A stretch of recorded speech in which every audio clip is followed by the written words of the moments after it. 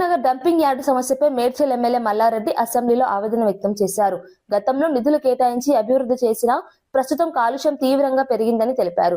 పరిసర ప్రాంతాల్లో ప్రజలు అనారోగ్య సమస్యలతో బాధపడుతున్నారని పేర్కొన్నారు. ప్రభుత్వం తక్షణ చర్యలు తీసుకోవాలని డిమాండ్ చేశారు. ఇన్ఛార్జి మంత్రి శ్రీధర్ బాబు స్పందించి సమస్యను పరిశీలించాలని కోరారు. ప్రత్యేక నిధులు కేటాయించి పరిష్కారం చూపాలని సూచించారు. ప్రజల ఆరోగ్యం దృష్ట్యా చర్యలు అవసరమని అన్నారు. ఈ అంశం అసెంబ్లీలో చర్చనీయాంశమైంది.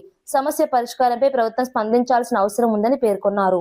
మిత్రులైన నాకు అప్పుడు ఆయన మంత్రి ఉన్నప్పుడు 2009 నా కాలేజీలకు హెల్ప్ కూడా చేసిండు ఆయన. కానీ అట్లా వచ్చినందుకు ఇప్పుడు మళ్ళా మాకు ఇన్ఛార్జ్ మంత్రి అయినందుకు చాలా హ్యాపీగా ఫీల్ అయినా.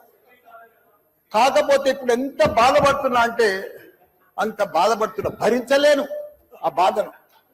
నా గుండె ఇట్లా బాధతోటి భరించలేకపోతున్నా. ఎందుకంటే జవాన్ నగర్ అనే ప్రాంతము నా గుండెకాయ.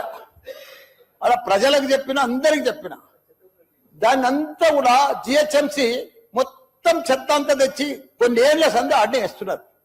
పర్లే వేస్తున్నారు, అది కాంగ్రెస్ టైంలో సందే వేస్తున్నారు, ఇప్పటిదాకా కూడా వేస్తూనే ఉన్నారు. కంటిన్యూ కాంట్రాక్ట్ ఉంది వేస్తున్నారు. మీ దాంట్లోనే కంటిన్యూషన్ అని చెప్తున్నా. నా జర ఓపిక అవుతా, నీకు దండం పెడతా. ఎందుకంటే ఆ చెత్త వేసినప్పుడు నేను మంత్రి ఉన్నప్పుడు మా కేటీఆర్ గారు 500 కోట్లు ఇచ్చిండు. చెత్తతోటి కరెంటు తయారు చేసే ఉత్పత్తి ప్లాంట్ ఆడ తయారు చేసినాం. దాన్ని అది కాకుండా 144 కోట్లతోటి క్యాపింగ్ పెట్టిన, మొత్తం మట్టి పోసి గడ్డి పెట్టి అది గుట్ట లెక్క తయారు చేసినాం.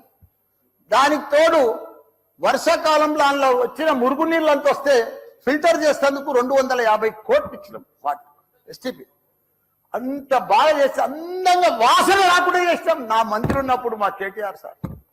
అటువంటిది ఇప్పుడు 2 సంవత్సరాలు 4 నెలల సంది భరించలేము. కొత్త గుట్ట చెత్తకుండి తయారు చేసారు, కొత్తది ఒకటి. అది రోగాన బారి పడుతున్నారు. వాటర్ల పొల్యూషన్, గాలిల పొల్యూషన్, భూమిల పొల్యూషన్, మురికి నీరు ఉండలేక 2 లక్షలన్నర ప్రజలు ఉంటున్నాడు. దయచేసి అన్నా శ్రీధర్ అన్న, నువ్వంటే నాకు చాలా అభిమానం. నన్ను పగబట్టకన్నా. ఎందుకంటే నా నియోజకవర్గం బంగారం అసుంటి, దేశంలోనే నంబర్ 1 అసుంటి మేడ్చల్ నియోజకవర్గం.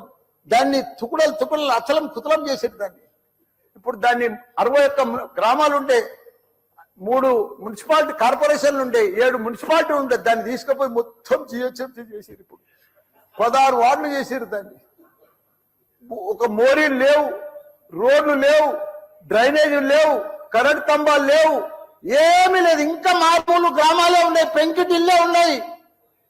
దాన్ని తీసుకుపోయి జిహెచ్ఎంసీలో కలిపారు. హైదరాబాద్ మస్తు డెవలప్ అయింది.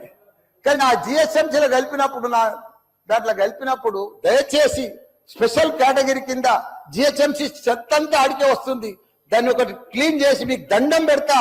ఎందుకంటే అక్కడ నేను ఉండలేకపోతున్నా. నేను ఎందుకు వస్తున్నా, ఎందుకు గెలిచినరా ఇక్కడి నుంచి అని భరించలేకపోతున్నా. నేను శ్రీధర్ అన్న, నీకు దండం.